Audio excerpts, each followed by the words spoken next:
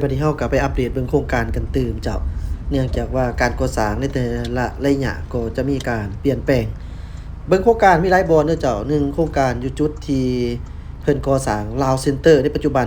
และอีกจุดหนึ่งนั่นก็คือ World Trade Center และก็จุดอื่นๆที่มีโครงการเดี๋ยวเฮาก็ไปเบิ่งนํกันเด้อเจ้าท่านผู้ชม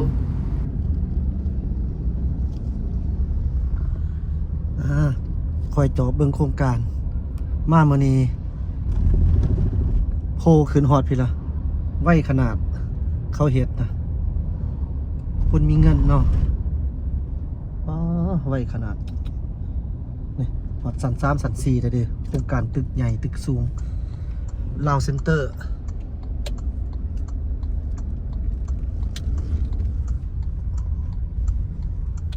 ที่เขาเป็นภาคสั้นบ่มีที่ตะดงปลาจัง นี่ตึกนั่นขึ้นก่อนนะตึกนี่ยังขุดนี่อยู่โอ้ไว้ขนาดเด้อเจ้า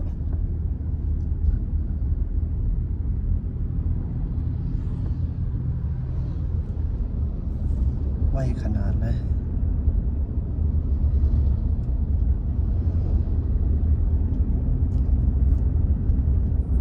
ตึกนั่นก็ขึ้นไว้ขนาด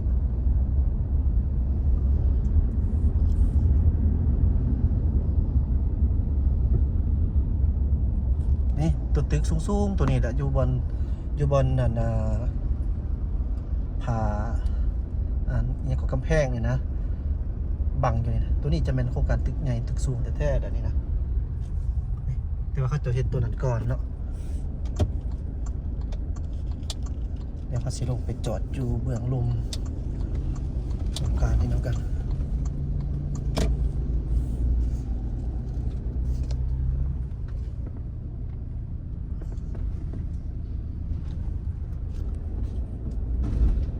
พาเบิ่งบอนจอดรถอยู่สัน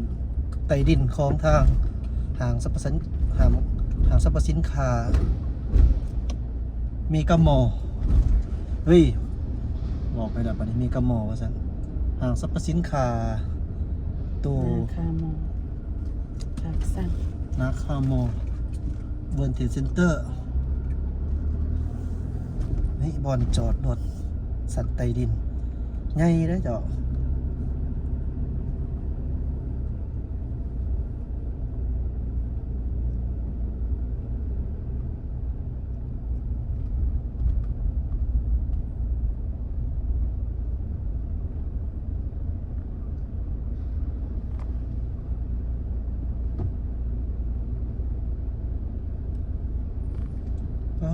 ถือว่าคนหลายอยู่เลยจ้ะหาบ่อนจอดรถก็ยากเลยนี่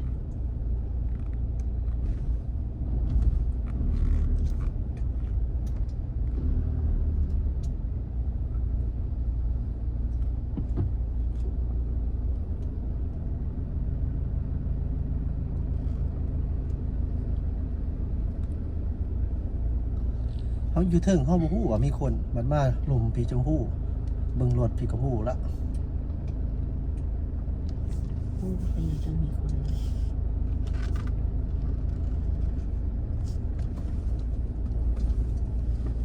โอ้ยบ่มีบ่อนจอดรถสักทีนี่นะ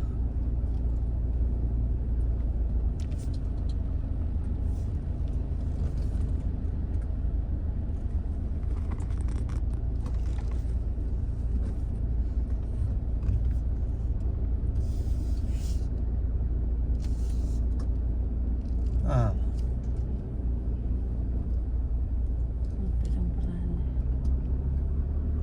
อ๋อคุณไลฟ์เป็นนี่พี่บ่าบ่มีบ่อนจอดรถนะ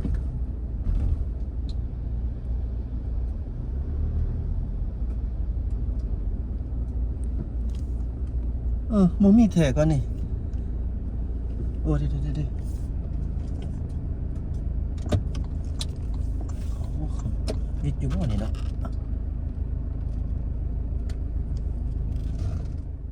อีกแล้วมาอัปเดตโครงการให้ท่านผู้ชมเบิ่งตื่มเนาะมีแต่มาอัปเดตโครงการนี่แหละสองสร้างสร้างพัฒนาท่านผู้ชมไป ข่าวความเป็นจริงเนาะและอีกรูปแบบหนึ่งเจ้าโครงการตึกสูงเฟสทำอิฐนี่เป็นตึกน้อยบ่เป็นตึกใหญ่ดอกเจ้าตึกน้อยเพราะว่า ตัวตึกสูงๆตัวเขาเสร็จตึกสูงๆใหญ่ๆแม่นอยู่บนโตกำแพงเขาอ้อมสูงๆนะตอนนั้นยังเป็นดินเปาวังตอนกวางเติบก็เพิ่นก็ว่าสิสร้างอยู่หั่นล่ะแต่ว่ายังบ่ทันได้ลงมือเทื่อแนวมันบ่แม่นน้อยเนาะลงทุนมหาศาลมันต้องได้ใช้เงินหลายว่าซั่นซะพี่โตศูนย์กลางวิสัยทัศน์รูปแบบใหม่ประเทศลาวโครงการตึกตัวนี้พี่ที่ว่ากำลังสร้างอยู่ตอนนี้บ่เฮากายมาหั่นน่ะเจ้าบ่ตำรวจนั่นแหละเนาะนี่แหละสร้างขึ้นประมาณ6-7 ชั้นได้ขึ้นนะครับอันนี้เขาบอกแม่นว่าร่วมชั้นใต้ดินได้เนาะแต่ว่าอยู่นี่แม่นเพิ่นสร้างตู้ตึกใหญ่มานี้ออกมานี้ก็ถือว่าเนาะโครงการก่อสร้างอพาร์ตเมนต์นาการับเหมาโดยบริษัท GO Technic ลาวจำกัดผู้เดียว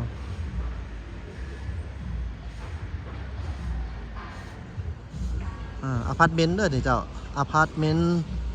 โอ้เขาเฮ็ดประหยัดเนื้อที่ขนาดนั้นเห็นบ่เพราะว่าตอนดินนี่มันเป็นดินที่หายากได้ในตัวเมืองนี่แม่นน้องซื่อๆหรอกเพิ่นถมน้องจกน้องบ่เป็นถมเนาะจกเฮ็ดเป็นห้างสรรพสินค้าเป็นคอนโดมิเนียมเต็มเลยเดี๋ยวเข้ามาเบิ่งนี่ที่ว่าความคืบหน้าล่าสุดเดี๋ยวบัดนั้นก็สิพาไปเบิ่งอยู่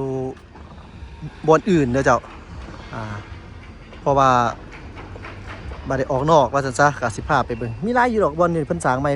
พวกโครงการนี่นะตึกอาคารอีหยังได้หลายอย่างมีหลายอยู่เจ้าเดี๋ยวสิพาไปเบิ่งแต่ว่าตอนนี้เฮามาอัปเดตโครงการนี้ก่อนเนาะเจ้าเนาะใหญ่ดีเด้อเจ้าครับบ่แม่นว่าน้อยได้เด้อใช้เบิ่งโดยรวมนี่แม่นเป็นโครงการVolunteer Center ได้นี่บ่เกี่ยวกับโครงการตัวเวียงจันทน์เซ็นเตอร์เด้ออาคารเขาใหญ่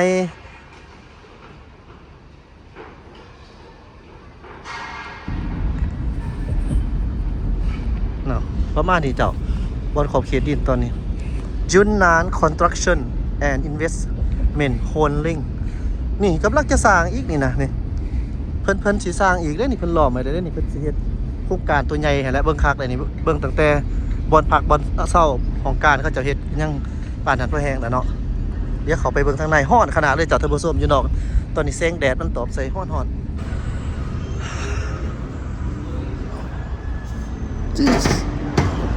โอ้เย็น เมื่อกี้นี่ร้อนแท้ร้อนป่ะนี่ในหางเบิ่งแม่เครื่องแบรนด์นี่ก็เป็นแบรนด์ก็บ่แม่นเรื่องอันนี้เนาะจังแมนหางสรรพสินค้าเย็นโอ้เขาตบแต่งนะตบแต่งงามเจ้าท่านผู้ชมเขาตบแต่งงาม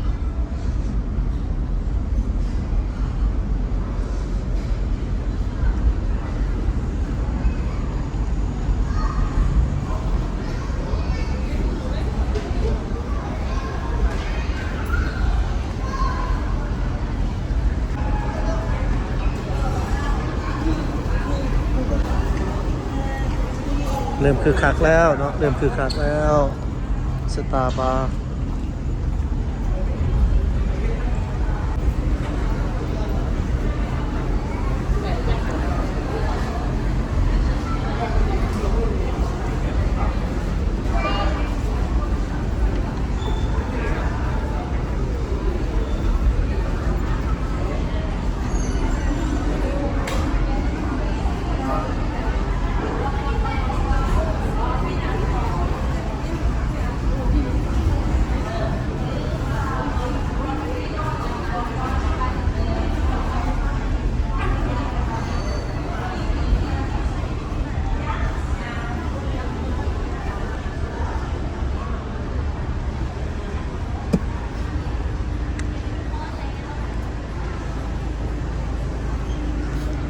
คึกคืนดีแล้วได้นี่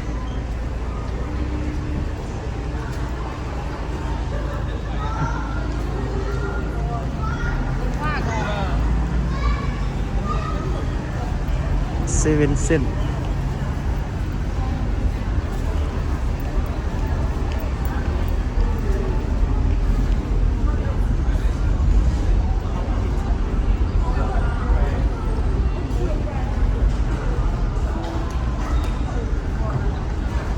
ยังบ่ทันเต็มหมดทุกสั้นนี่นะว่าซั่นก็คึกคักไปกว่านี้แหละ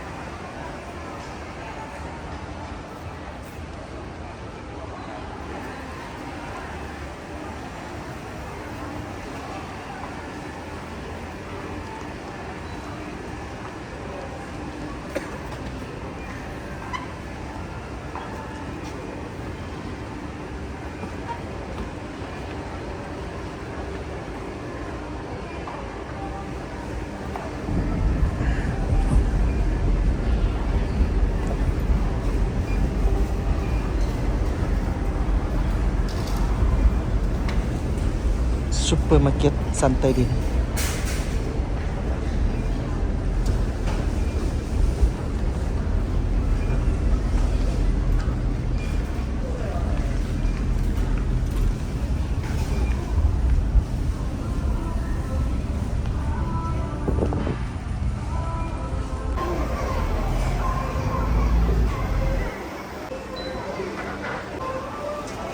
coming soon ทางนี้ก็บอลดินเล็กน้อยสวนสนุกหรือกำลังสิมาใหม่อีกนี่ coming soon อีกหานท้ายรถเนาะอัลเวต้า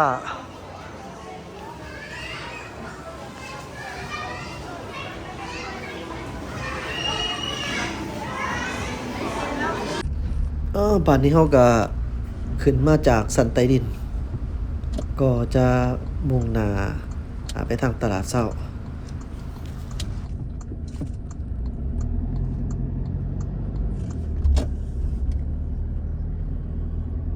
พัฒนาแท้เขตนี้จะเอื่นว่าพัฒนาได้นะ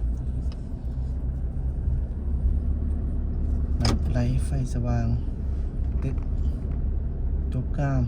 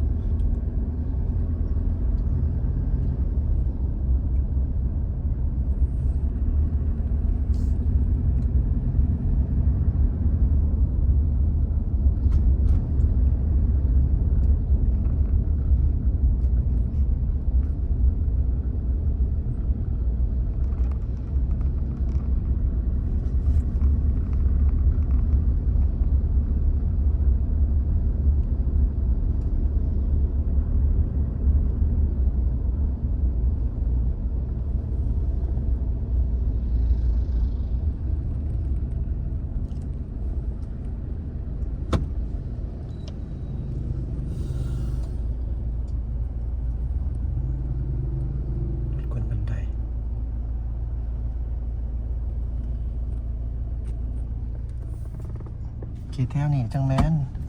ทางคนยางถือแล้วเนี่ย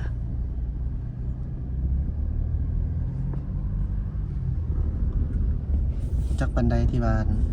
น่าจะแล้วเนาะรถมาจอดอยู่จังสิเจ้าท่านผู้ชมขอบใจที่ติดตามรับชมเด้ออย่าลืมเป็นกำลังใจให้กันและกัน